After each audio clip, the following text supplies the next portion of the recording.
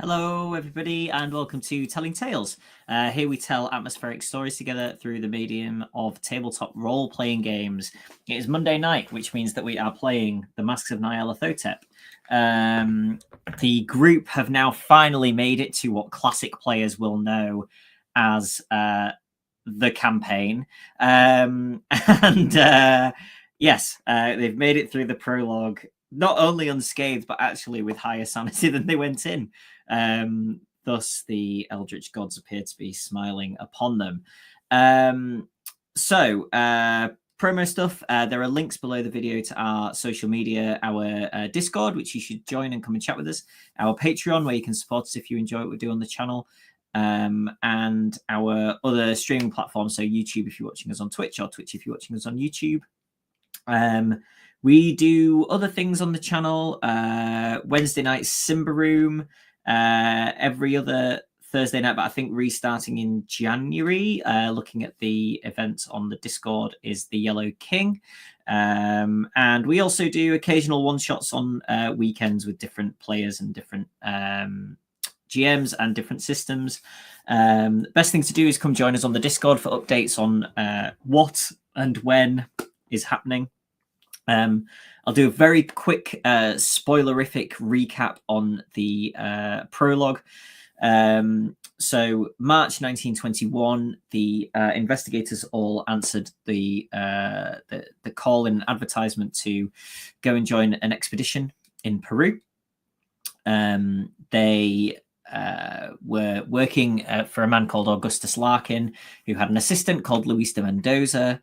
They met another man there who had also joined the expedition called Jackson Elias, who was giving the false name of Jesse Hughes because he didn't want Augustus Larkin and Luis de Mendoza to know who he was or kind of why he was actually there. He is a writer who sort of looks into cults and writes about them, and he believed that there may be some death cult activity in the area and that they, especially de Mendoza, may have been involved in some way. The group then went on a tumultuous wild ride of experiences involving what were described as fat-sucking vampires called Karasiri, and working their way up into the highlands of Peru to this abandoned pyramid, sort of undiscovered pyramid, and discovering along the way that maybe some conquistadors had released something from there about 400 years ago, and perhaps Luis de Mendoza was one of these conquistadors and maybe 450 or so years old, give or take. Upon arriving there, Augustus Larkin did not want to go inside. Perhaps he was unable to go inside. They went in, and a piece of worked gold bar that they had taken from the local university, they managed to replace in what was sort of discovered to be a ward around a central part of this pyramid. It appeared at this point that all of the Karasiri died. So some link between whatever was in there and them seemed to be severed. The group headed back home following this. And then I will just share to the screen, actually, because this was the next bit. The group received a radiogram. I can't find my full screen button.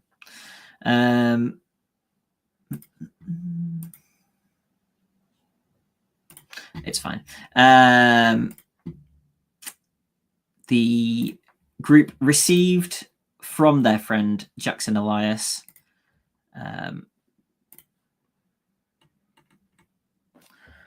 this radiogram. Have information concerning Carlisle expedition. Stop. Need reliable investigative team. Stop. Meet January 15th. New York. Stop. Jackson Elias. So let's find out what the investigators have been doing in the intervening just under 4 years. Let's go with Steve first, who plays Edwin Price. Hey, Steve. Hi, Jonny. What's Edwin been up to? Right. So yeah, Edwin is a lawyer, so he's been busy mostly with his day-to-day work. I think he's probably taken on a bit more pro bono work in the interim. Just not sure why. But yes, in his spare time, he will have been reading more of the world news than he was previously, checking for any stories coming out of Peru. Anything weird? Having chats with his good colleague Samuel Green, who is an actual explorer, comparing notes and probably horror stories and seeing whether Samuel has experienced anything like this in the past. But yeah, other than that, carrying on with work, keeping up with news. Trying to forget being mind controlled by something. Yeah, that seems sensible. Cool. Let's go with John, who plays Merritt Barton. Hey, John. Hey, Jonny. What's Merritt been up to? Merritt has been mostly carrying on much as he did before. He's been, researching languages as the whimsy passes. He sort of moved on from Ketron and has spent a bit more time studying Arabic, especially because of the current ongoing events happening in, at this point, Arabia. But he's mostly been carrying on with his tutoring, a little bit of writing, and overseeing the education of his apprentice, who apprentice is an informal term. He's the boy that Merritt employs to keep his rooms, and in exchange he teaches him a good language. And Merritt has put some of the proceeds from Peru aside for university because Dominic is approaching that age. But he's just kind of trying to be a bit of a fatherly figure from a very distant, emotionally space. Lovely, thank you. Let's bring on Jack, who plays Ted Hobbs. Hey, Jack. Hiya. What's Ted been up to? What hasn't Ted been up to is the question. He's actually been up to, he's sort of gone more independent as a journalist rather than being sort of tied to the Nottingham Evening Post.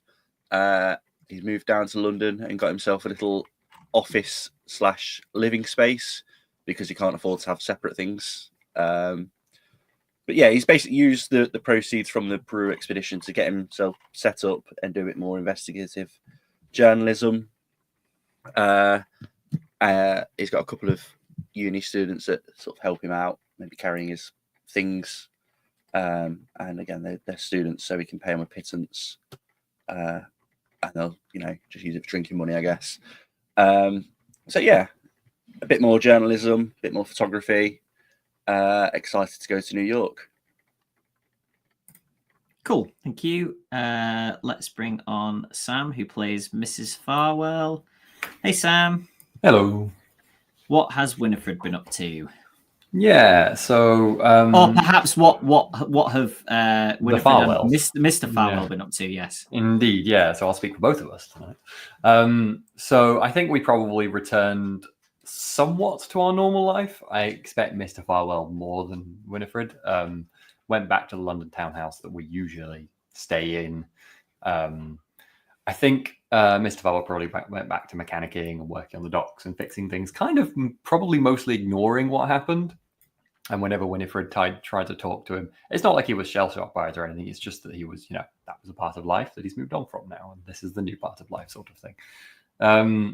So she didn't really get much out of him in conversation, perhaps, about what happened following that. And I think the kind of engaging with something that was inexplicable, something that didn't fit with what, modern scientific understanding would have us believe is the way of the world. Really intrigued her. And I think after probably a few weeks of kind of, well, I suppose that was that and we'll return to life now, she realized that's not going to work. And she went back to her modest country home and basically set about spending some of her own money, some of the money that she made from the trip and the various trinkets that we all gathered, on trying to just see what she could find out, maybe meeting with some unusual people, some people who have traveled the world and been to interesting libraries and maybe been to other ruins and places like that. Perhaps she tried to find, old books and things that she think might give her insight into other inexplicable, strange things. Probably the vast majority of what she discovered is completely, ridiculous, farcical, and she has no idea what's true or isn't, but she's certainly been trying her best. Great, thank you. And Justin, who plays Mr. Farewell, can't join us this evening, so finally we'll bring on Inga, who plays Corporal Shane. Hey, Inga. What's Martin been up to? I think Martin has largely returned to life as usual, kind of doing a bit of occasional sort of medicing, like, doctory type work for, occasional sort of people who want like a bit of a private medical checkup kind of stuff, but probably supplementing more time with volunteering for like veterans, like disabled veterans, things like that. And I think in the intervening time, it's probably started to grow a little sweet on one of the nurses at the hospital where he's volunteering as well. But hasn't done anything about it yet. Oh, characterful connections. They're going to be so devastating. Cool. Okay, so yes, you have received this radiogram. And I think at the end of the last session, I made up a date, but it is actually dated as the 3rd of January. Oh, sorry, Jonny, if this is a stupid question or a question everyone else is asking. The Carlisle expedition, is that meant to mean something to us? Okay, so you would know probably a small amount about the Carlisle expedition. So first, just quickly, I'll do this very handily provided reminder of your friend Jackson Elias. So I'll provide all of this to you players separately. But the main point of note here, perhaps, is that Jackson has published a new book, The Hungry Dead, in 1923, which exposes the modern-day survival of a Peruvian and Bolivian death cult from the time of the conquistadors. It does omit many of the weirder details that those who accompanied you on your researches may remember, presenting the cult of the Karasiri as a purely human evil. So he hasn't gone throwing out all of the detail into the world. But yes. And also mentions on here who his publisher and friend is, and obviously that he speaks many languages. Yes. So, things that you may know about the Carlisle expedition. You probably remember hearing that it perished somewhere in Africa a few years ago. And I can also share that it's a big info dump this evening, big old info dump. So I will share some of these quickly on screen, and then I will also provide them to you separately. So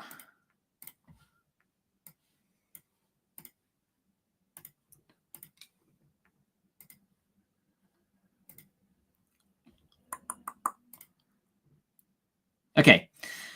So these are things that you could have found as a group. I'm happy to just say that you would have looked into what he was talking about beforehand. So yeah, you found this initial thing about when Roger Carlyle, the founder of the Carlyle expedition, was heading to Egypt for an expedition. Then when it is embarking for London, and this also gives you the names of some other expedition members. So Egypt's renowned Egyptologist Sir Aubrey Penhew, Dr. Robert Houston, who is a fashionable Freudian psychologist, Miss Hypatia Masters, who has been linked in the past to Carlyle, will act as photographer and archivist. Don't worry, Ted, she's dead. And additional members may be secured in London. Then Carlyle departs Egypt. So on Thursday, the leaders are taking a ship to East Africa for a well-earned rest. Sir Aubrey debunked rumours that the expedition had discovered clues to the legendary wealth of the lost mines of King Solomon, maintaining that the party was going on safari in respite from our sandy labours. Roger Carlyle was unavailable for comment, and local experts declared Egypt entirely too hot for Anglo-Saxons at this time of year and suggested that the young American had not been well served by his democratic enthusiasm, rumoured to have led him to personally wield pick and shovel. And then, from Reuters, from Mombasa, leading members of an American archaeological expedition arrived on holiday from digs in Egypt's Nile Valley. A welcoming dinner was held for them at the Collingswood House, where the wit of Sir Aubrey Penhew, expedition co-leader, was much in evidence. Accompanying Sir Aubrey are the youthful financier Roger Carlyle and medical doctor Robert Houston, as well as socialite Miss Hypatia Masters. The party leaves inland today for Nairobi and hunting. Then on October 5th, so that was July 31st. So then on October 15th, they were feared lost. Uplands police representatives asked for public assistance concerning the possible disappearance of the Carlyle expedition. No word of the party has been received in nearly 2 months. The group includes wealthy playboy Roger Carlyle and 4 other American citizens, as well as Egyptologist Sir Aubrey Penhew of the United Kingdom. The expedition left Nairobi on August 3rd, ostensibly on safari, but rumour insisted that they actually were after legendary biblical treasures. Carlyle and his party reportedly intended to explore portions of the Great Rift Valley to the northwest of Nairobi. Let me just double check how many of these things. Not that. No, not that. Don't look at that. Hang on. I'd moved that to the other screen and it appeared anyway. Okay, everything's fine again.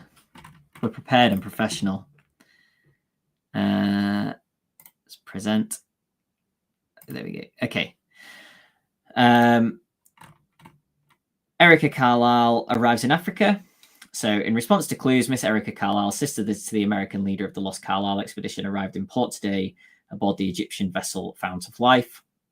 Several Kikuyu villager reports recently have been received concerning the putative massacre of unnamed whites near the Aberdare forest. Miss Carlyle declared her intention to find her brother, regardless of the effort needed. She brought with her the nucleus of a large expedition, detailing agents to coordinate supply and other activities with colony representatives. Miss Carlyle and the remainder of her party depart for Nairobi tomorrow. Her companion, Mrs. Victoria Post, indirectly emphasised Miss Carlyle's purposefulness by recounting the rigours of the voyage. Can I rotate you? Yes. And then May 24th, 1920, Carlisle massacre confirmed. Nairobi, the massacre of the long-missing Carlisle expedition was confirmed today by district police representatives. Roger Carlyle is counted among the dead. Authorities blame hostile Nandi tribesmen for the shocking murders. Remains of at least 24 expedition members and bearers are thought found in a remote region of the Aberdare Forest. Erica Carlyle, Roger Carlyle's sister and apparent heiress of the Carlyle family fortune, led the dangerous search for her brother and his party. She credited Kikuyu tribesmen for the discovery, though police actually found the site. And yeah, other expedition members reported lost. And then the 5 Nandi tribesmen, convicted ringleaders of the massacre, were executed after a short, expertly conducted trial. They refused to reveal why they had slaughtered Mr. Carlyle and his companions. Mr. Harvest, acting for the colony, cleverly implied throughout the trial that the massacre was racial in motivation and that the fair-skinned victims were subject to the most savage treatment, preventing all but the most preliminary identification of the remains. Miss Erica Carlyle, defeated in her efforts to rescue her brother, left several weeks ago, but is surely comforted now by the triumph of justice. I think that's the last one. Yes. So there you go. I'll post all those to you as a group. But essentially, the Carlisle expedition went out, went to Nairobi, disappeared, and then they were reported as their remains having been found by the police / Kikuyu tribesmen.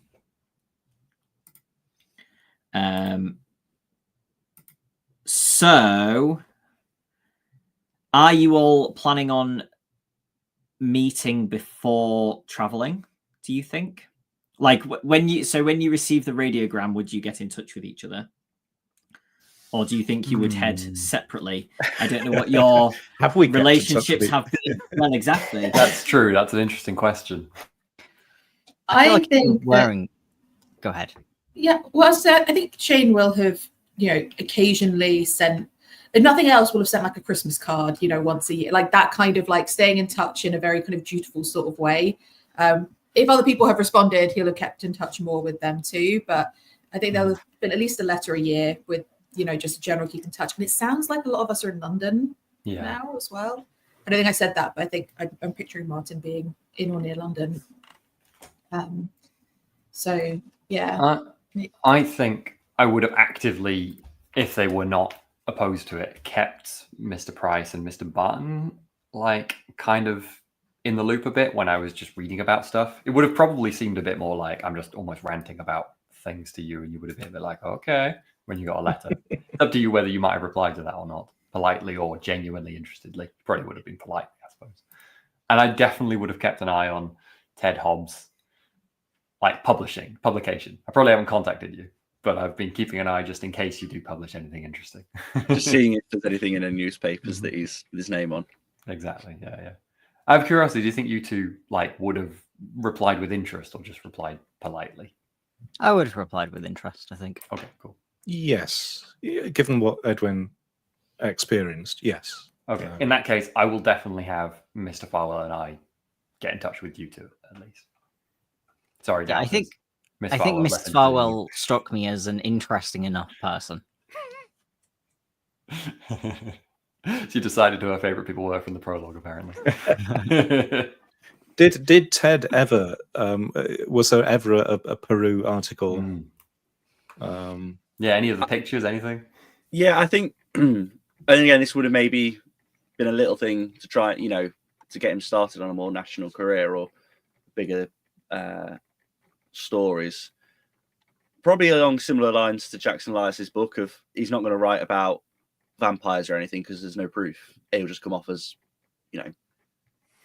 there's no proof, so you can't really write about that. But definitely, about the expedition and the death cults and everything. I can't imagine it made him a national name or anything, but yeah, just enough to get him his foot on the sort of ladder of it being a proper career for him. And does Ted still have the sword? Yeah, I think he's got it in his office, on the wall. Because, yeah, why would you not? I suppose that means I've still got the jar with the thing in it. Do you want to still have the jar with the thing 100%. in it? Is the thing still in there? Yeah, did it turn into just nothingness, Jonny, or is the parasite thing still present I would say it's like it's sort of withered. Mhm. So there's Okay. still something in there, but almost like, you know, if you found like a bug on a windowsill after a couple of years that was just sort of that like carapace that was sort of bleached, and Okay. it's But that it's definitely sort of. still there. I would definitely have stayed in touch with Hobbs, if not. Merritt would have stayed in contact with everyone. With Hobbs, it maybe would have been more as a potential career interest of like, hey, you're a journalist. If you need anything translating, you know a guy. I don't think he would have been particularly like the letters to Shane wouldn't be particularly warm, but he definitely has enough respect for Shane and considers him a sensible and interesting person that he would stay in contact. Oh, for the record, I feel like my family estate probably has enough money to like employ like a lawyer. I will have insisted that we switch to Mr. Price as our like lawyer. So Have him on the lovely. books. Nice. I think in receiving the radiogram, Shane will probably have written to everyone to suggest that we, or at least to see if anybody has an interest in traveling together. It sounds like Assuming we're all meeting up, to- doesn't it? I mean, we all parted Okay. on good terms. No one was like, enemies at the end of it, were we? So Okay, so the most likely option for travel would probably be a boat from Liverpool direct to New York. It's a dog. Don't worry. It's a dog on the boat. Yeah, there's a dog on the boat. Which would probably take you think it's normally about 5 to 6 days at this point. So I suppose if that letter was dated the 3rd,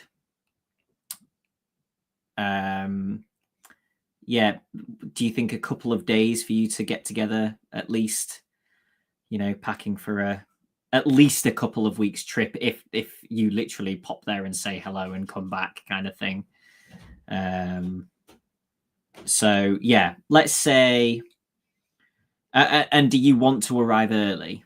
I suppose you'll want to leave a little bit of wiggle room, but I that's the think other question. arriving early seems reasonable, given well, we wouldn't have jet lag, would we? That would be a thing.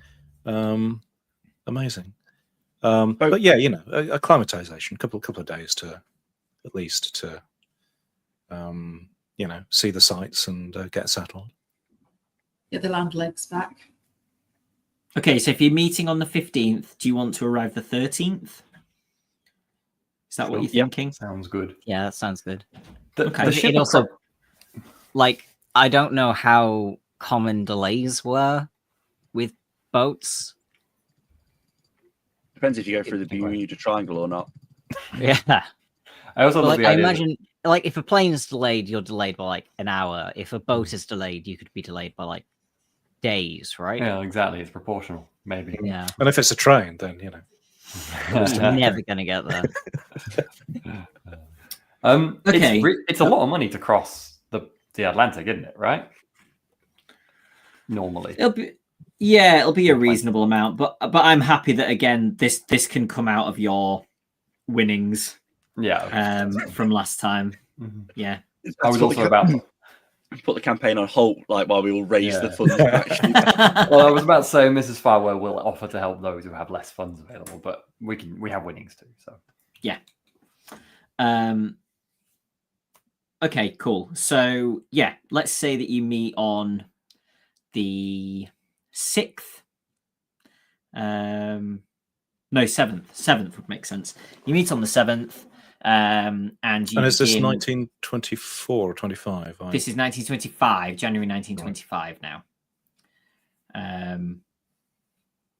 So can somebody, and I'm happy for it to be whoever is luckiest, make me a luck roll, please. There shall be no adaptations by spending luck points or anything to make this better. Although that wouldn't work anyway, would it? Because you'd reduce it that's by not the much. amount. You that can't spend luck on the But if you could, even if you could, all you would be doing is moving yourself 1 point further back. My luck is 60. Is that? better than mine. Yeah, mine's 55. So Okay, I'm rolling luck then. 46. Succeed. Okay. And I get luck. Great. So you will arrive on the 13th. Is there anything that you would like to role play as conversations between yourselves, over the dinner table, while playing shuffleboard, any of that kind of, it's a reasonably nice journey. You do, obviously it's January, so there's not, you don't spend ages sort of out on the deck sunbathing, but it's a reasonably pleasant crossing as these things go. You do get bits of snow as you're traveling over. But yeah, if there's anything that you would like to have as conversations between yourselves on the journey, then please feel free. I probably brought a selection of books I'm still looking at and reading along with me. So I will jump on. I mean, anyone who's interested, but certainly I will target Mr. Price or Mr. Barton, in the evenings and such. Actually, Sam, will you also make me another luck roll, please? Okay, I will.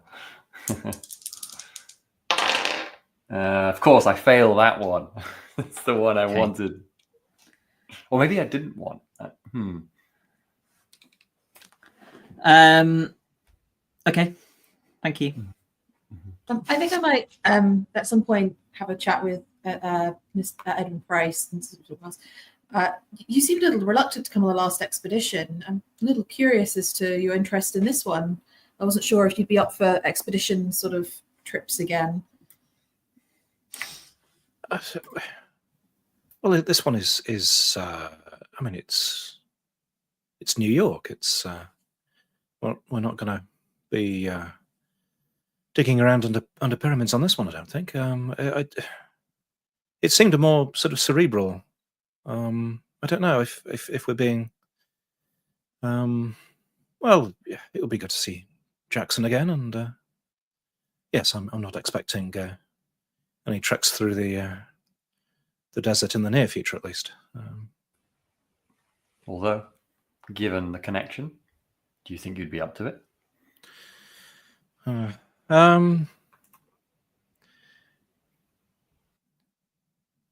am a little older than I was, but well, having seen what we saw, I'm not sure I could. Well, knowing what's out there, I'm not sure I could resist, really. My sentiments exactly.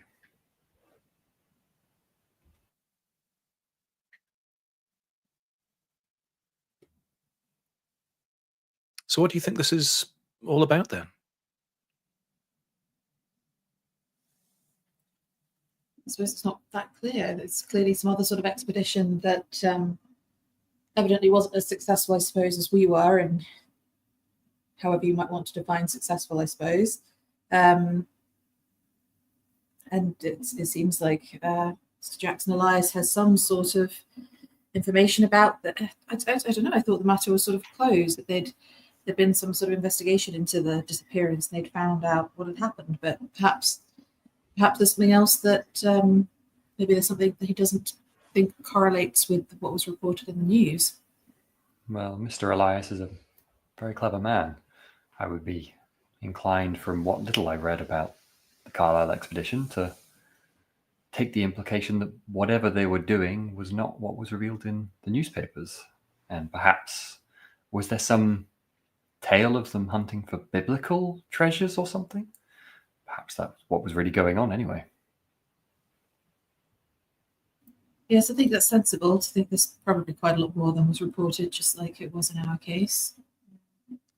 Well, as long as it's not Karasiri. Well, Who I knows suppose what that's else they could were be out doing there? then. That's the devil you know sometimes.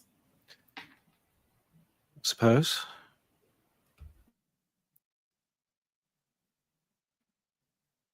Intriguing nonetheless.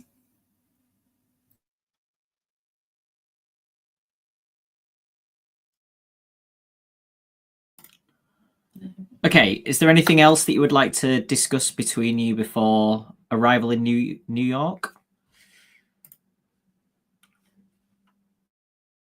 I suppose, since I'm talking about the books, and I know I failed at my luck roll, but I will be trying to find out, because I probably will have brought books that I thought might connect to kind of Africa, the region of Africa that they were going to, the Rift and such, or books connected to like perhaps like strange old biblical tales that I think might, be outside of the normal realms of, just theological study, if you see what I mean. I've probably bought some of them, and I'm kind of just trying to find a connection. So I'm reading those. I'm aware that this won't go anywhere because I failed my luck roll, but that's what I'm trying to do. You can give me a library use roll. So. Sure. Hey, it's a chance to take at least.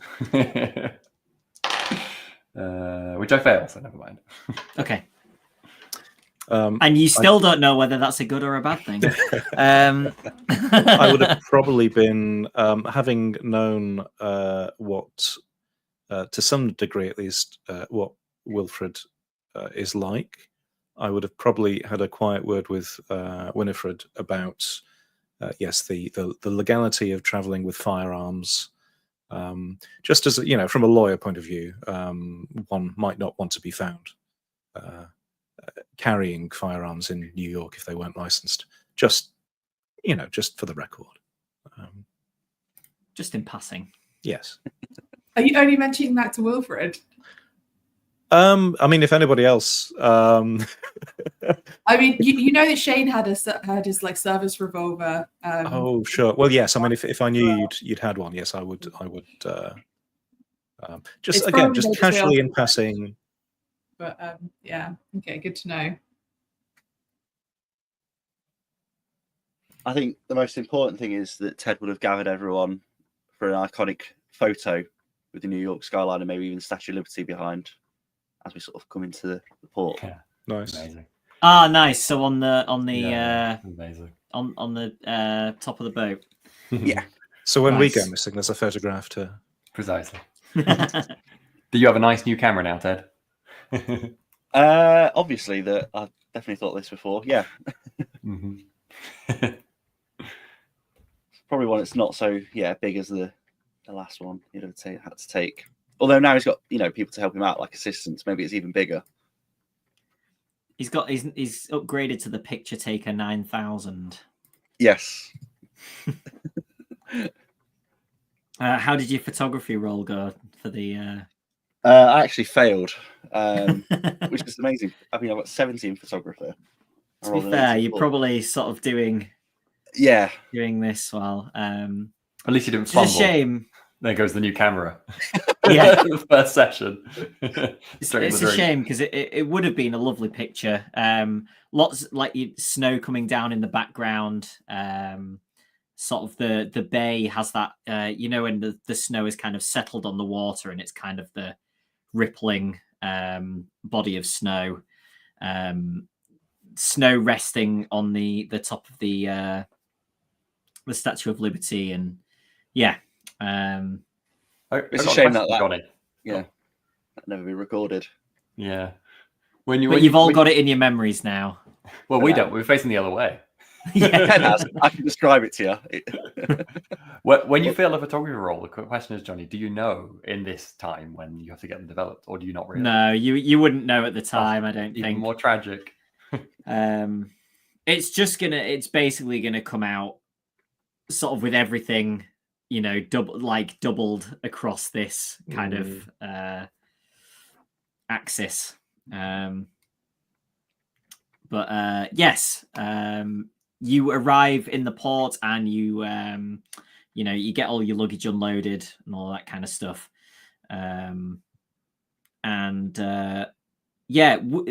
Do you think that you would have bothered trying to organize somewhere to stay before coming, with all the difficulties that may have entailed in this time? Or do you think that you would I think Edwin would probably try to arrange something.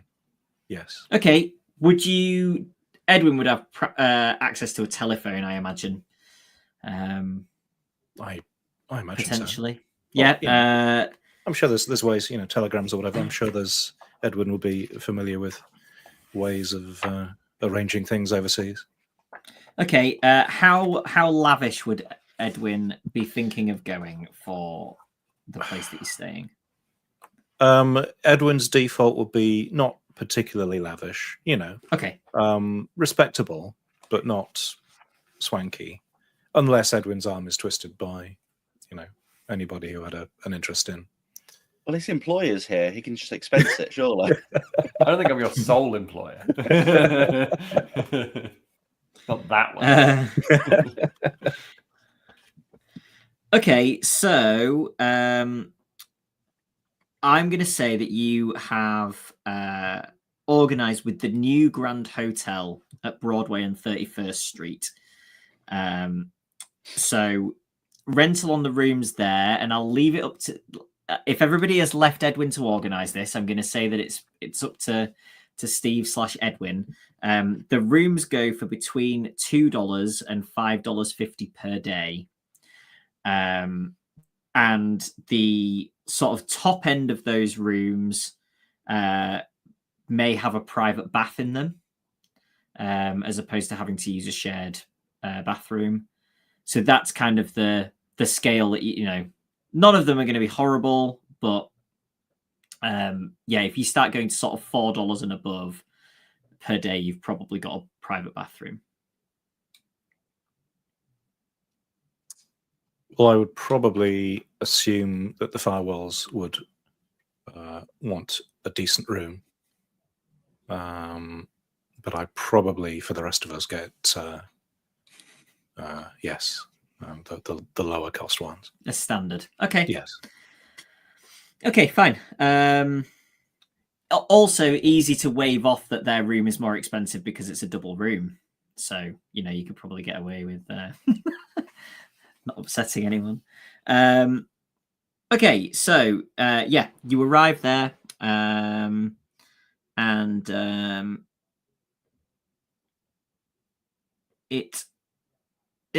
you are welcomed in by a porter. On your way there, it's clear that there has been like an actual snowstorm here. It is very cold. The streets are kind of, all the snow is kind of shoveled to the side of the streets, and almost as tall as you on the sidewalks. It's still snowing at present as well as you are heading through the streets. Do you think that would you have walked or tried to hail a cab? I think I would nudge my husband to hail a cab. Okay. Given the weather. Yes, you'll want two between you. Hail two cabs. Yeah. Yeah. Okay, cool. We'll see you there. Yeah. I don't think we'll do that. So you are treated to the generous welcome of the New York taxi drivers,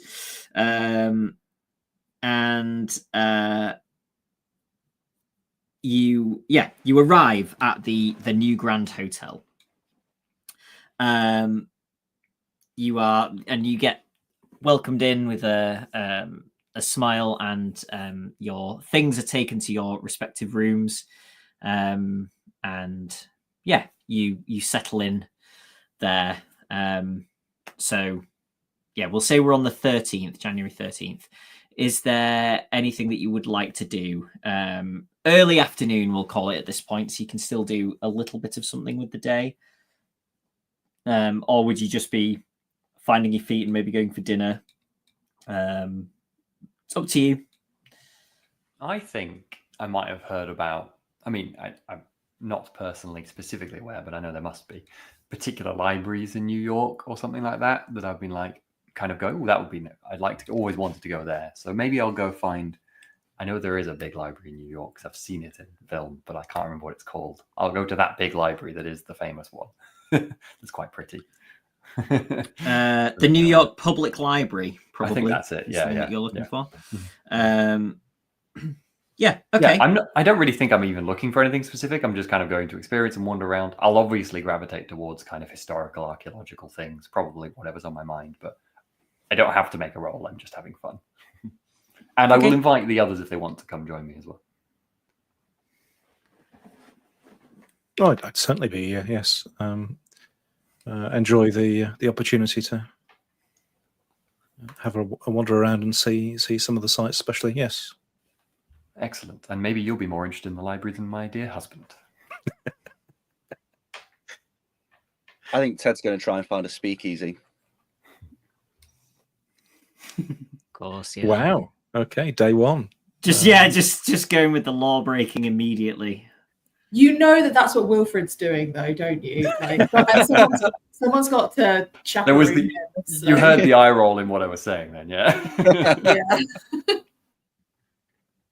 Oh, the library is very tempting, but Merritt was going to try and put together a few examples of the incredible variance in English, or more specifically American accents within the relatively small geographic area. And the best place to do that would probably be a speakeasy. Which is but what Ted is a says very he's impressive looking for library. languages and accents. Best place. Yeah. Well, I mean, you compare the difference of the accents between the two locations would probably be quite interesting. Will be. I think I'm going to go for the library, and I'm going to keep the accent study for tomorrow. How are you going to find one of these speakeasies? Just go and knock on every door and say a random phrase and hope it's the secret password for that day. I'll join Ted and Wilfred. Okay. Stay safe.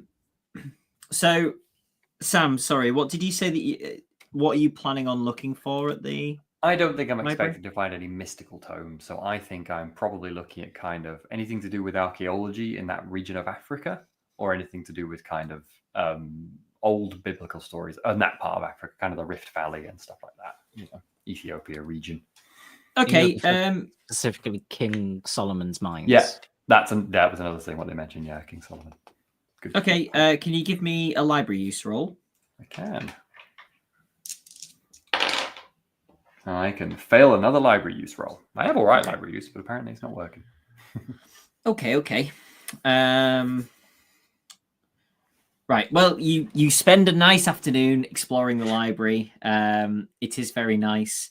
And the three of you have a nice time there. Unless, of course, Edwin or Merritt are particularly looking for anything else when you're there. I'm happy for you to look for things if you want to.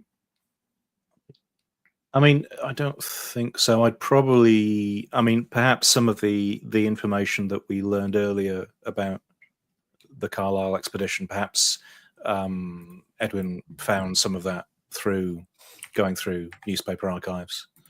That sounds reasonable.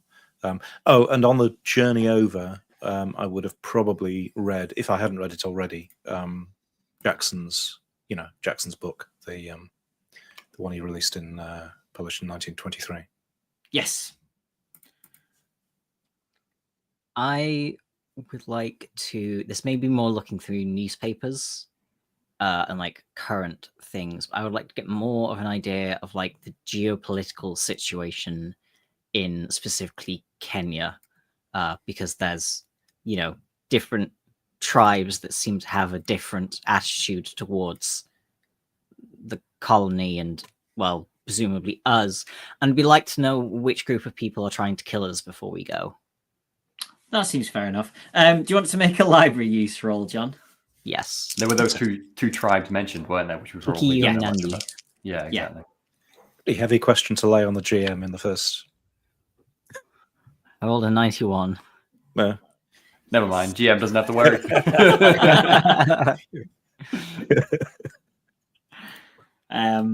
Okay, cool. Yeah, you struggle, but this is a big place, and while the referencing system is good, if you find the right keyword, perhaps you haven't quite got that figured, and there's opportunities for other trips here. So yeah, that's a super accurate. Sorry, that's a super accurate representation of the experience. First time in a big library you've never been to before. Like, you're never going to find anything you're looking for. You probably have a nice time. Right. Let's see how Ted, Wilfred, and Corporal Shane get on trying to find a speakeasy. Now, I'm either going to ask you to make a luck roll, or if you can make the case for another type of roll. Then, Ted was going to, I guess this is like a concierge or like bellboy or whatever at the hotel, was going to subtly attempt to ask him, obviously we don't want to break the law while we're here, and that involves accidentally finding ourselves somewhere we shouldn't be, that might be serving drinks we shouldn't be drinking. If you could point us in the direction to avoid, specific buildings to avoid, and as he's saying this, slip him, the appropriate bribe to sort of loosen his tongue.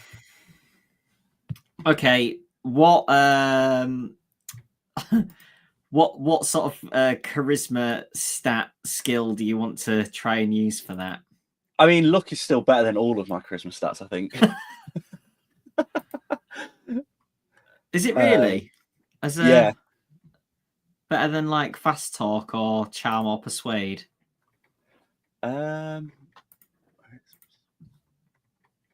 Yeah, it is. For a journalist, he's not very charismatic. I was going to say, terrible journalist. Yeah, he's more on the side. That's why he's not broken into the mainstream fully.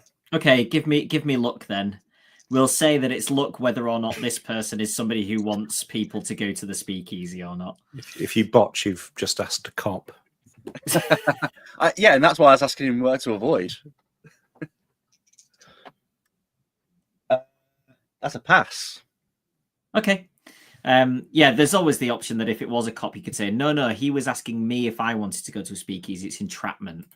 Exactly. Well, he has to tell me he's a cop. I asked him that first. Ted started that rumor, that whole myth. Okay. You see the corner of his mouth kind of edge up into a little smirk. And he says, corner of Broadway and 33rd, red door.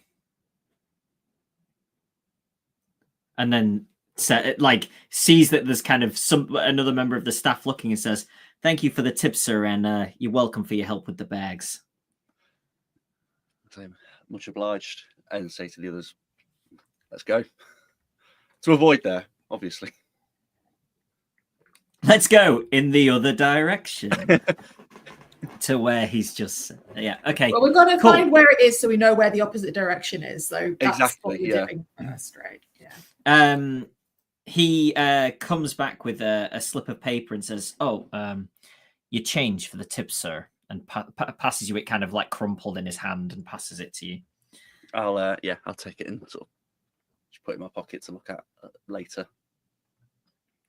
As we're on the way, I guess I'll look at it. Yeah, cool.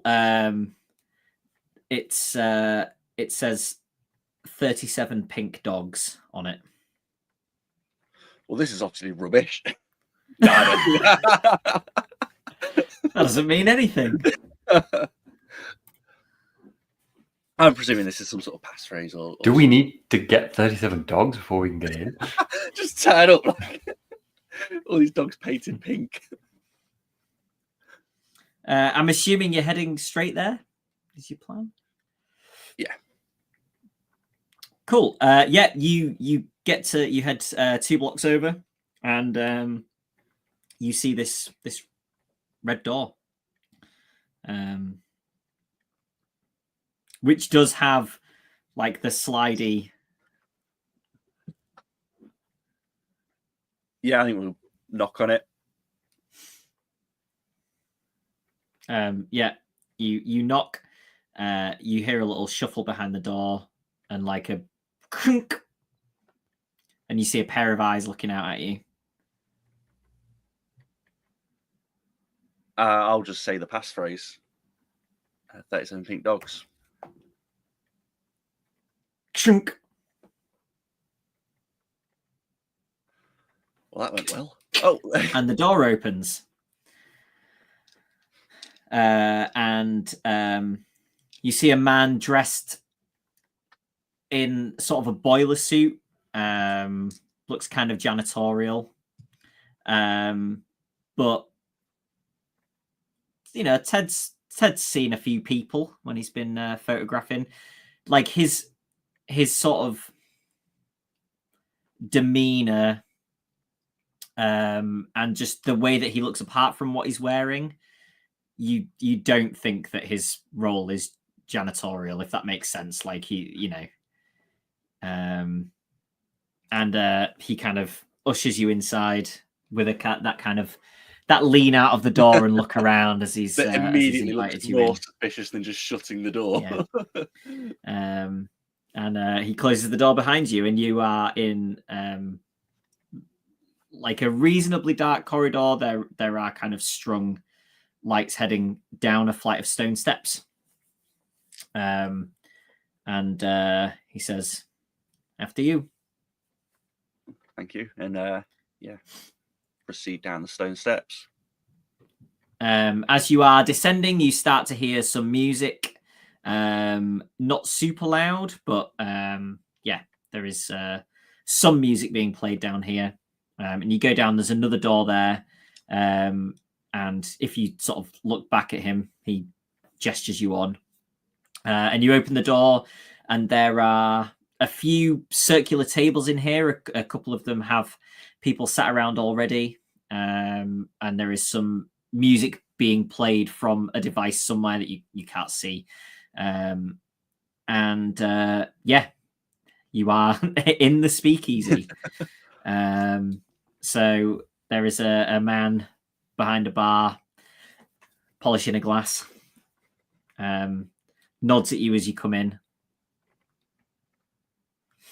Yeah, I'll go up to him and go, what's good? It's all good. We have a nice selection of Irish whiskies. And then, of course, the moonshine. Guess we'll try the moonshine while we're here. I'll offer a drink to the other two. Shane will go for. I think Shane will go for one of the like cocktail type things that is, you know, typical of the speakeasy time of, you know, masking the drink, the alcohol kind of thing, rather than straight up moonshine. Cool. Sam, any ideas what you think Wilfred would go for? I think Wilfred probably would like to try moonshine. I feel like he might never have had it. Yeah, Ted will pay for the drinks and then say, "Oh, and one for yourself, mate." Yeah, give the bartender a decent tip. Very kind, sir. And he passes the drinks out and says, "For the tip, this one won't make you go blind." That's reassuring. Guess we'll find a table and get drinking. Cool. Is there anything that you want to accomplish while you're here, or are you just sort of taking in the atmosphere? I think taking in the atmosphere for now. I suppose, yeah, maybe mingling with some of the locals potentially. If anyone is giving the vibe of wanting to be mingled with, for lack of a better term, I guess, you know. Yeah, people are reasonably, you know, like people kind of have looked when you walked in, you'd get sort of a nod or smile from people. this is the kind of thing where it's like, once you're in here, there's no harm in you like talking to anybody because you've all been in here. So it's, yeah, nobody's going to say where they found, where they saw you or anything like that. So, yeah, people would chat. Yeah, so I think, just general chit chat, see what's been going on in New York. Obviously, it's Ted's first time in New York. So sort of getting the lay of the land, really. Yeah, they mostly just talk about the weather. Difficulty. They kind of almost surprised that you've come into town today because transport has been difficult for the last few days. So January the 2nd was a big storm, and then literally yesterday. So you got, pretty lucky potentially on your arrival time. But yeah, so and you do know, you'll have come out in sort of warm clothes, but these people have got sort of big coats. You see there's a clothes coat pegs along the wall, and there's a lot of sort of big heavy coats hung up there. So the locals, even the locals who you might think maybe they're accustomed to this, are obviously still heading out in their large coats. So yeah, you have quite a pleasant chat. Oh, that's nice. How many how many drinks are you having? I mean, probably a few. We're in one now. There's no point. Do you know what I mean? If we leave, we might never find it again. Especially if we drink too much moonshine. Shane is not drinking that much. Shane is here largely to soak up the atmosphere and to keep an eye on the other two.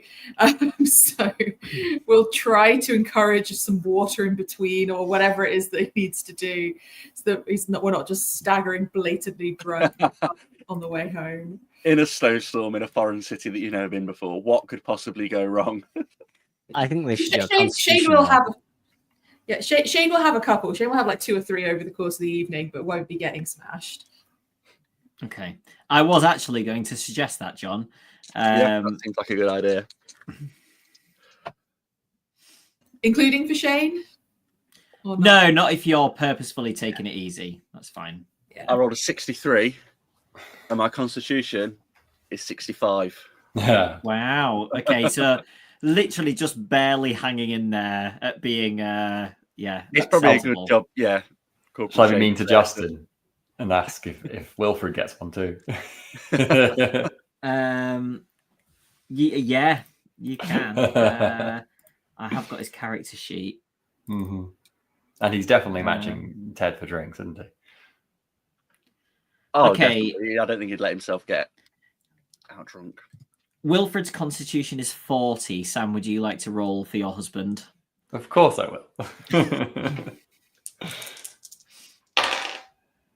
Oh, he passes. Oh, I'm disappointed. Okay. I mean, I guess Well I shouldn't be done. disappointed. Me as Sam is Yes. disappointed. Winifred isn't. First time on Moonshine, and the boys have managed to hold it together. That's okay. That's got to get some admiration with the locals then. Ingratiate ourselves in with them a bit. Shane has been like lacing your drinks with paracetamol as you're going, just to help like whatever.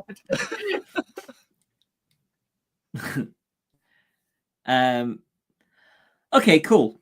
So let's say that you perhaps, but your group perhaps a little later back to the hotel, but still in time for dinner, which perhaps would be a good idea for Ted and Wilfred. So yeah, if you want, I'm happy that you all reconvene at the either at the hotel restaurant, or you could head out and find somewhere.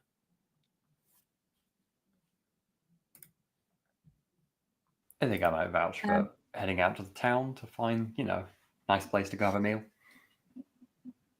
I might just see if we can fire off a telegram or something to Jackson Elias to let him know that we've arrived early. In case he would like to join us maybe tomorrow for. Do we know how to contact him? Do we have? That's a good I question. assume we had some way of replying to say that we would join him. Yeah, in but he's like quite nomadic, isn't he? So I don't know how easy that might be, or if he's kind of expected to find us. We could send a message to his publisher True. because we'll know. Yeah, we'll be able to perhaps know you've been access. communicating through the publisher. Yeah, if we had like the publisher's details, then maybe I would have, or someone. I think we would have probably talked about this. Like we would have sent an information maybe even before we arrived, or at least just as we arrived, because seems polite, doesn't it? I mean, yeah, we'd have to know, because the telegram doesn't actually tell us where to meet. So, but we could say we're going to be at this hotel. yeah.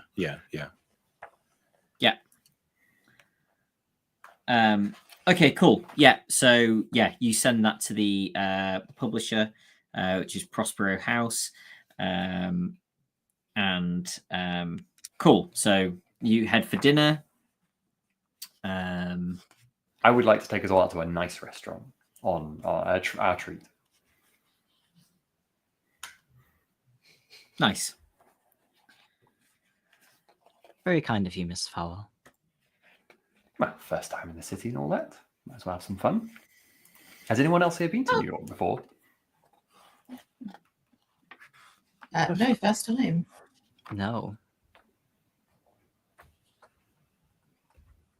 Well, myself as well. Okay. I'm keen to try out some of these places I've heard about before.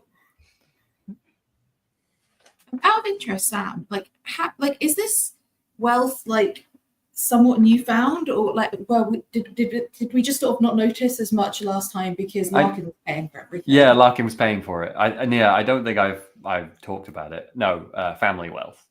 She's not fabulously wealthy, but she has like a country house sort of wealth, and a house on Oxford Street. Significant wealth, but not Like comfortably middle class, kind of. Yeah, probably upper middle sort of thing.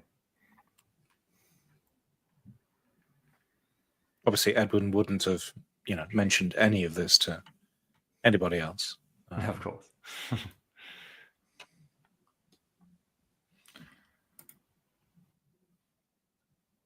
Cool. Yeah. You have a lovely dinner. By the time that you come back out again, the wind has picked up and is kind of whipping the snow around. So you're all kind of huddled as you return back to the hotel, and you see other people in the street as well, similarly sort of fighting against the wind and snow to get wherever they're going. Is there anything else that you would like to do that particular day before sleep? Cool. I'm assuming if the hotel the room has like a safe or something, I will like carefully lock away the gun that I did bring after Price's kind of warning about that, so I'm not like wandering around the streets armed. But yeah, just a minor thing. Cool. I will send a telegram or a radiogram back home, just to let Dominic know that I've arrived safe, and then also write a letter to go by slower method. Mostly just reiterating instructions I've probably already given him. Cool.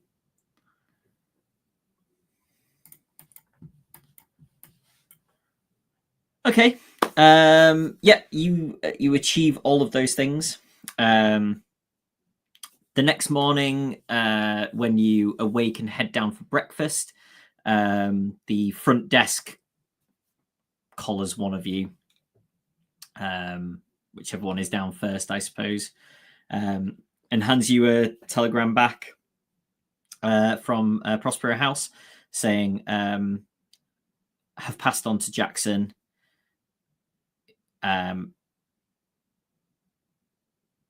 He will contact you.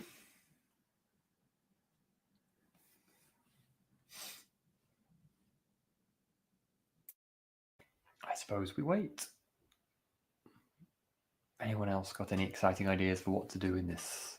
What do they call it? The Big Apple, is it?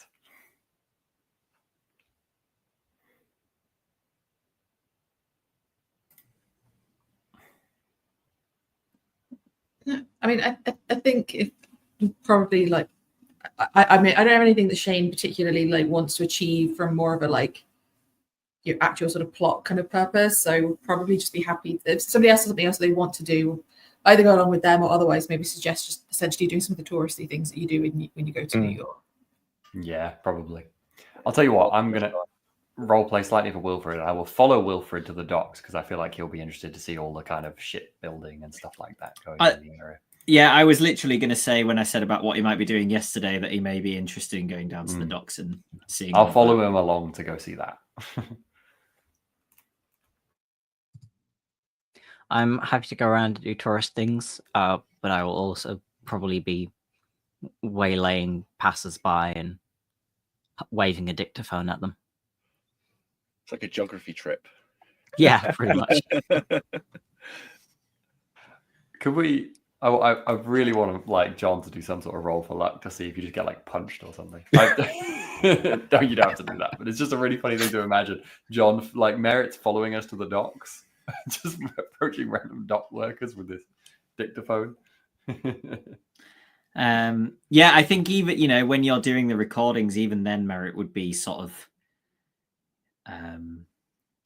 almost a bit like shocked at how many different like especially at this time, like it was such a melting pot of different groups of people, sort of immigrants from all different places. Yeah.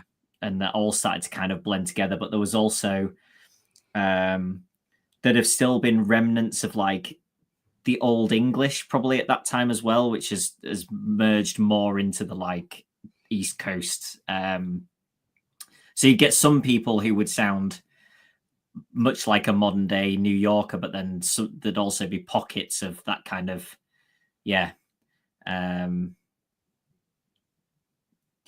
The interestingly, this is completely off topic, but it's not completely off topic.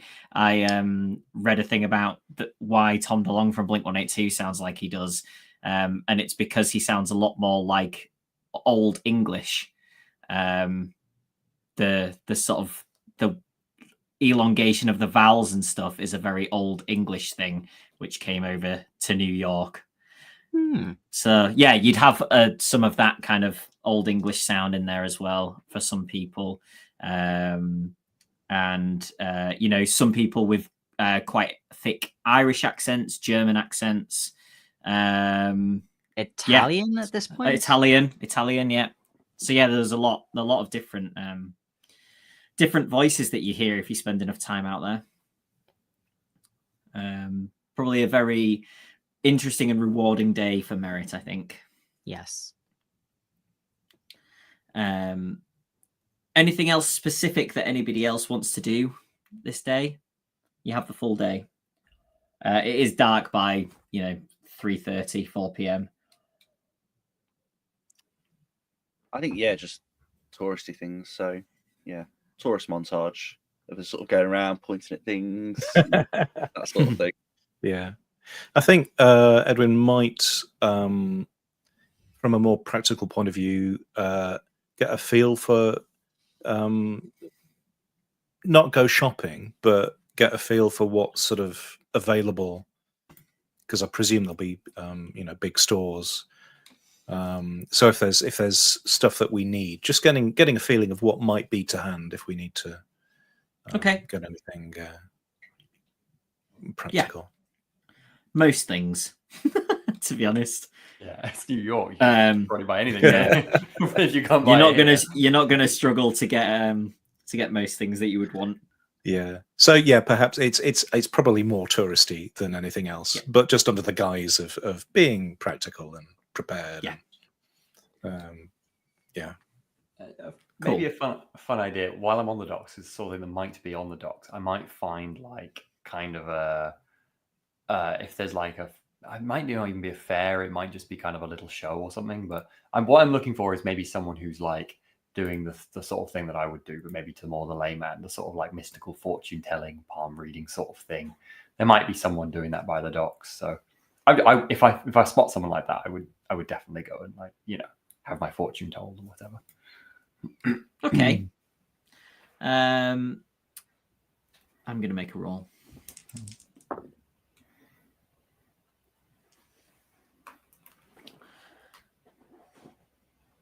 Would you rather have palm reading or tarot? Oh, tarot, definitely. Okay.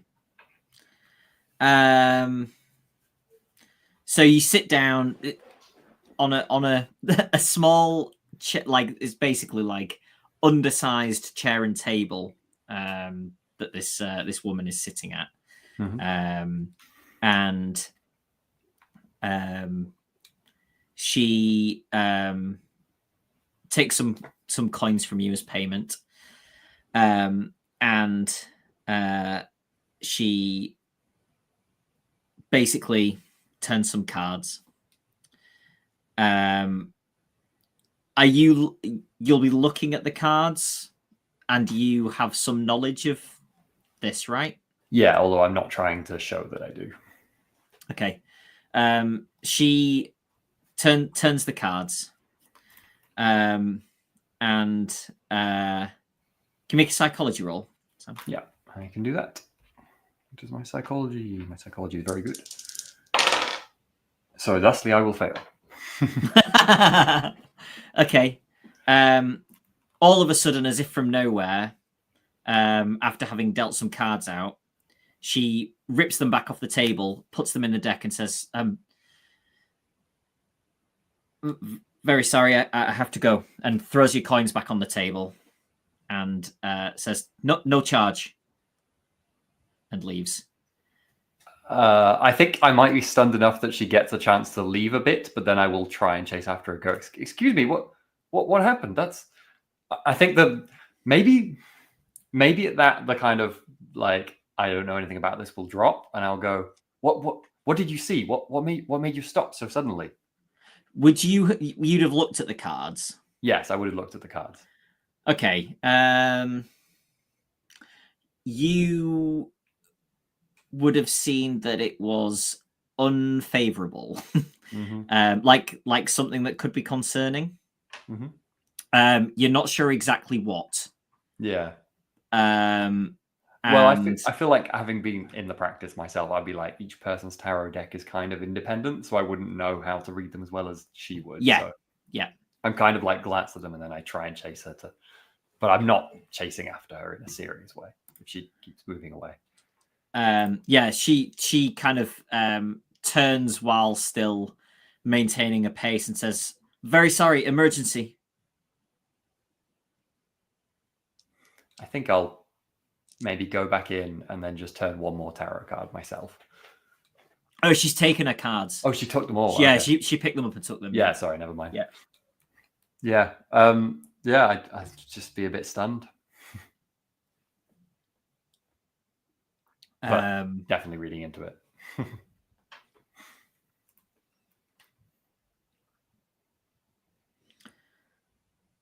Cool. Is there anything else that anybody wants to do on January 14th?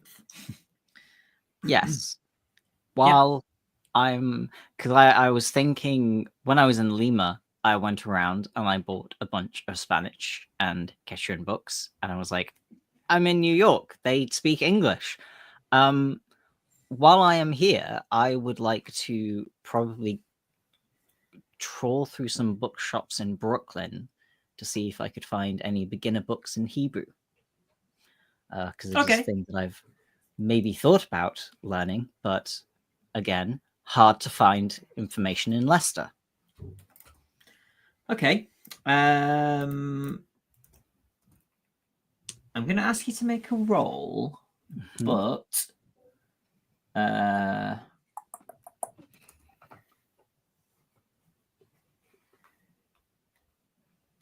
me see.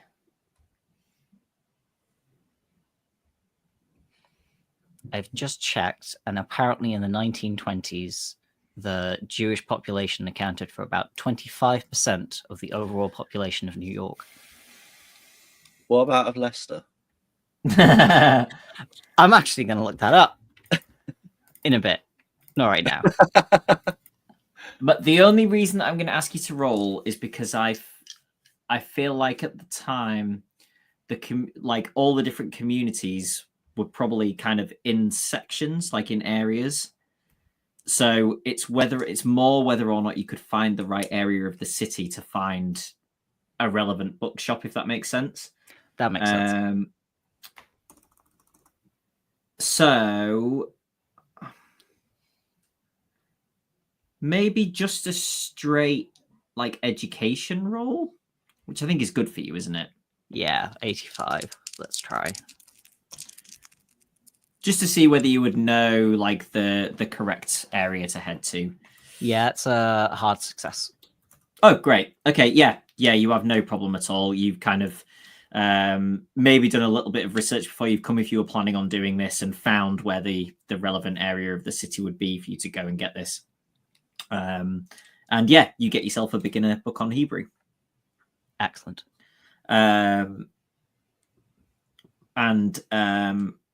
In fact, you rolled well, so I'll say that you can find like a written and spoken, like two separate books. So one for one for the translations of written stuff, and one with sort of phonetic spoken as well. Nice. I will post that back to England. Cool. Anything else for anyone else?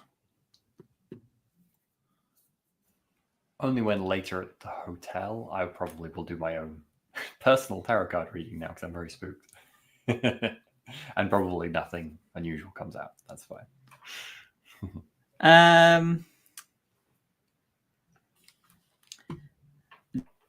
Anybody else want to do anything else while I just look at something?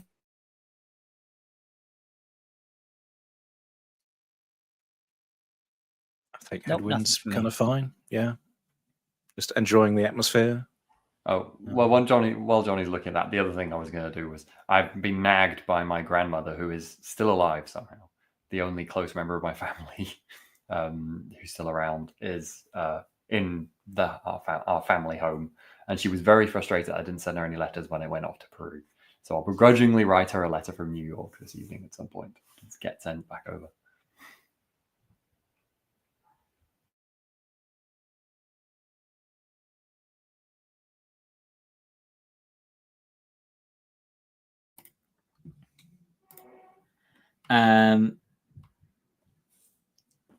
Okay. So you basically draw some cards. Winifred draws some cards that that point to an uncertain future due to the past. Could be many things, but not what would give such a reaction that was seen before. Okay.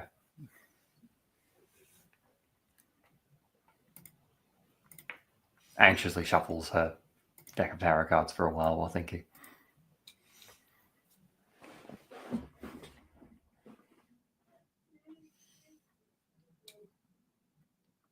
Okay. Anything else for the 14th? Cool. I'll just suggest we have dinner at the hotel in case Elias does come looking for us to join us here. Other than that. Cool. Right. The morning of the 15th. Does anybody think that they would be first up? I think Shane's quite an early riser. So's Merritt, I think. Probably not as rigorously as Shane. I think Edwin is more used to sort of office hours, so Probably won't be as Ted early is- as. Yeah, Ted is a night owl, I think, rather than a early riser. Okay, so Ted may be last up. Yeah. Okay. So as Ted is coming down, everybody else kind of seated for breakfast. You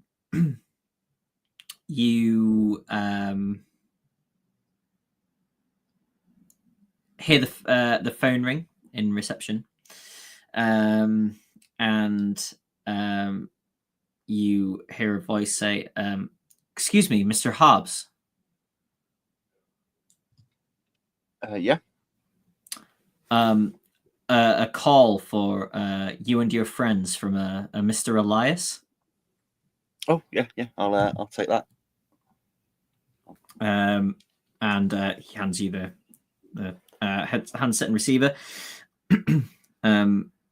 And you can hear this breathing down the phone. Hello. Oh, Mr. Hobbs. It's lovely to know that you find people are here in my city. I would. Would you be so kind as to meet me at the Hotel Chelsea this evening, 8 p.m., room 410? Yeah. I guess like a little bit of scrap of paper somewhere around, or something for me to write it down. Oh wait, I'm a journalist. I've got a notepad. You're on the desk as well, so there's loads of there's stationery and paper there. Yeah, I'll write that down. And say, yeah, look forward to seeing you then. He notably sounds sort of anxious, maybe even verging towards frightened, which is not really. Probably hearing this, I'll go. Is everything all right? Yes. No problem. I'm looking forward to seeing you find people later this evening. Have a good day. Right. Okay. Yeah. You too. And then I'll hand the phone back to. Yeah. Back, in its appropriate place, and then inform me. They check that it's up and put it down. Yeah. All well, Mr. Hobbs, says the man on the desk. Yeah. Just a local friend arranging dinner for this evening. So. Yeah. Oh, you're friends with Mr. Elias. I have one of his books about Peru. Very interesting. Yes, that's a personal favourite of mine. I say, well, if you don't mind, and then I'll go join the others at breakfast. Yep. And relay the message. And I will mention that, yeah. So, yeah, I just spoke to Mr. Elias, and he wants us to meet at, was it the Hotel Chelsea or Chelsea Hotel this evening at 8 p.m. Give me his room number as well, which I thought was a little bit odd rather than meeting us for dinner. But, yeah, he's definitely anxious, I think is the word to use. Sounds like it's confidential that he wants to discuss then. Worth noting that throughout basically the entire of the previous expedition, he did not seem like he just seemed on the phone. I was about to say that in roleplay. Yeah. Anxious? How? Jumpy almost. Obviously can't see him, but yeah. It was very strange. Very different to how he was in Peru, even under the circumstances that was everything going on there, he was quite sort of. Yes, he seemed quite unflappable in. Yeah. So, whatever he's got to speak to us about is it's definitely going to be interesting. I think. Is it odd that he's wanting to wait until this evening? He knew that we were here early. It's another full day's worth until we see him. I mean, we don't want to disturb him if he's not ready for us for whatever reason, but I don't know if Is it just me a little concerned about that? I think anyone who's paying attention to Mrs. Farwell will notice she leans in, perhaps somewhat uncharacteristically, to Mr. Farwell, looking concerned herself. What, are you suggesting we go early and see if everything's okay? I honestly don't know. I mean, I sort of, on a personal note, almost would quite like to, just to check that he's all right if he sounded so shaken. Given that we are here early, but at the same time, if he's asked us to meet at 8 o'clock, then maybe he's got other things he's doing. I don't want to disrupt his day or make it worse somehow. I don't know. I would assume if there's something worrying him, he must have a very good reason for not wanting to meet now. Either he's not here, or there's something else going on. And Yeah, regardless, I would rather check beforehand. I agree. I was very much in whispered tones and like hoping we're in quite a private space for breakfast. I mean, death cults and, you know, some quite gruesome circumstances before, and he was completely steadfast, really, in that. The year when they knew that when we were in Una, we knew he wasn't a popular man. He was friends with someone who was being actively chased, and he didn't seem to care at all. If he feels like he's more in danger on his home turf here, that, I don't know, something that just seems quite worrying about that.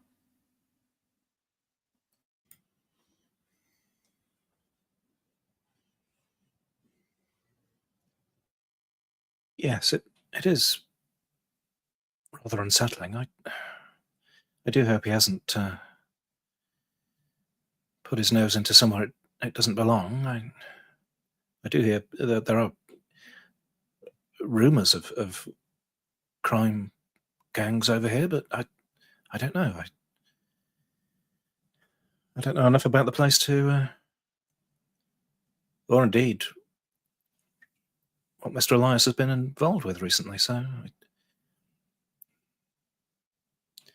I confess I don't know what the best course of action here is.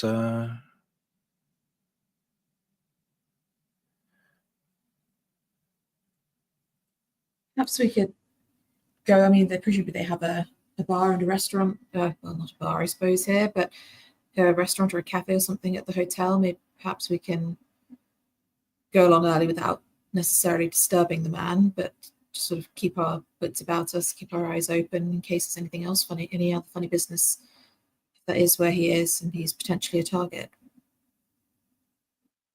I mean, I don't have anything else in particular that I wanted planned for today. Otherwise, I was expecting to meet him. Well, I was hoping to meet him a little earlier, so I don't know if anybody else has anything else that they need to be getting on with for today. Otherwise, but otherwise, I'm quite happy to go and have take my lunch there and, you know, while away the day with a book or something and just keep my eyes open. Agreed. That sounds sensible. I'm wondering if perhaps there may be something about the reason why he called us here that may have perhaps brought him to someone's attention.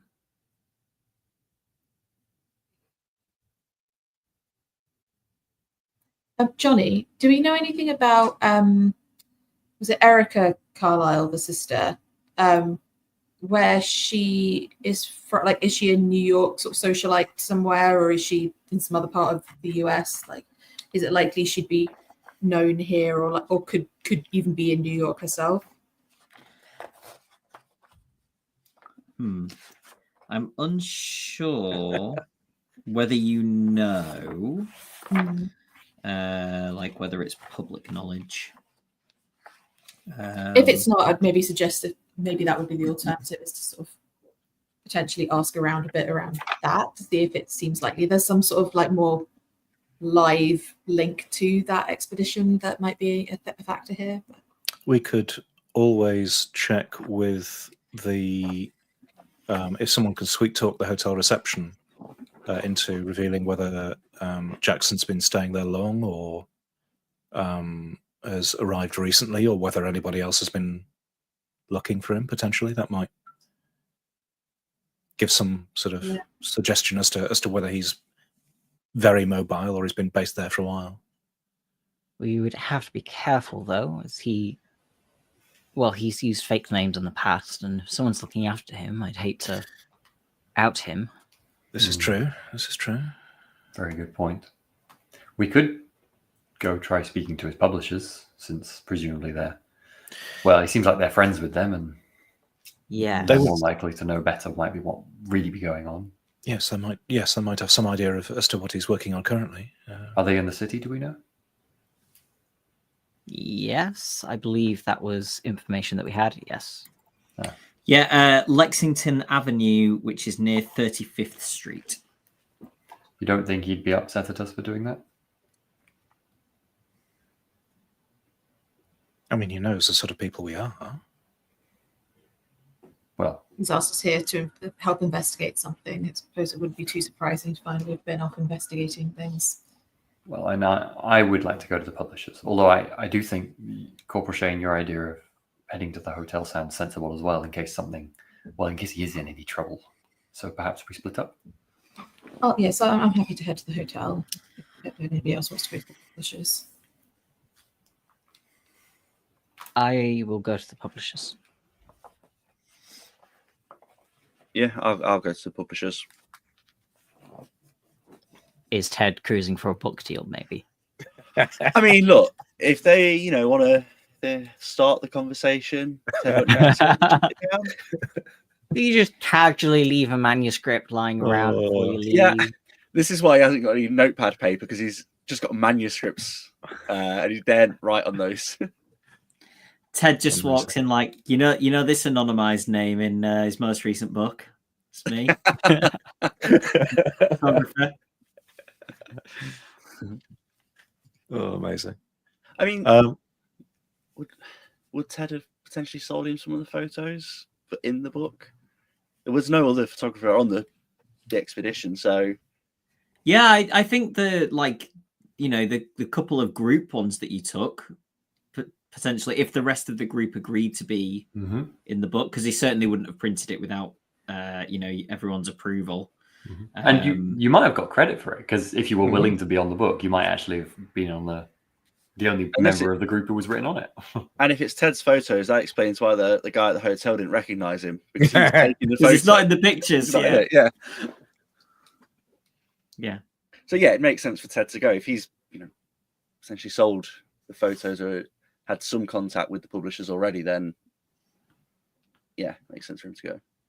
That also means we are slightly famous if our faces are just actually distinguishable in the photos. I suppose we have to bear. I mean, we might have been anonymized with. We can.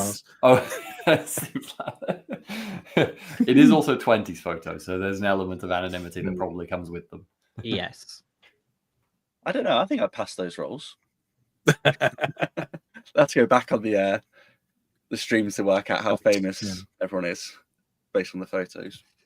I don't know about anyone else, but Merrick Barton is 5% less attractive than he was back then. Yeah. For him, is an overall 20% less attractive. Wow. Well, if no one else is joining Martin, I would probably go along to the hotel just to avoid someone being left on their own. Mr. and Mrs. Farwell? If I'm role-playing Mr. Farwell, I feel like you probably want to go to the hotel as well. Okay. I know it's a little early, but I think that's a good point to pause for the evening. Things are going to happen, aren't they, Jonny?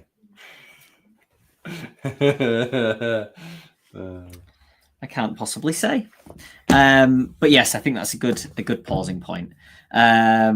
So thanks, everybody. If anybody has any questions or comments, please put them in the chat and we will put them on screen and discuss them.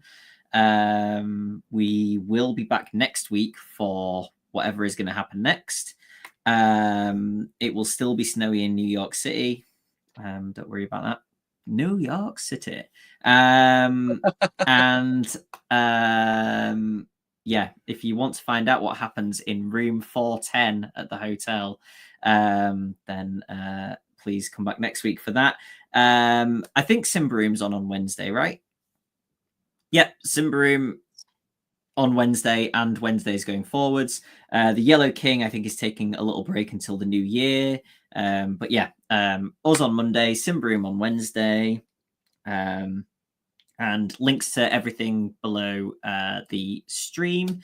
You should join our Discord and come and chat with us, and you get updates on when we're running different things and that kind of thing best through there. Cool.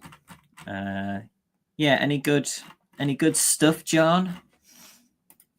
I did appreciate this partway through. Oh yes, thanks Hefty Yeti for the cheer for the cat. And also for the raid. We didn't say it at the time. Yes, yeah, thank you. Yeah. Yeah, we were deep in 1925. Either tarot card readings or speakeasy nonsense. Just getting flashbacks to Who Framed Roger Rabbit now. Yeah. That was about the speakeasy, not a general comment about.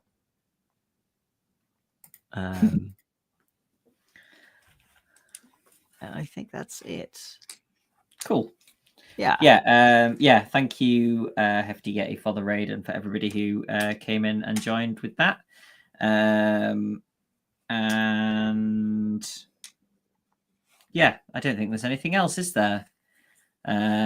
Please come back next week to find out what happens in room 410 of the hotel. It's going to be fun. Oh, this is going to be a faster start than the last one, isn't it? And maybe Ted will get a book deal. But yeah, thank you, everybody, and hopefully catch you next week. Bye-bye.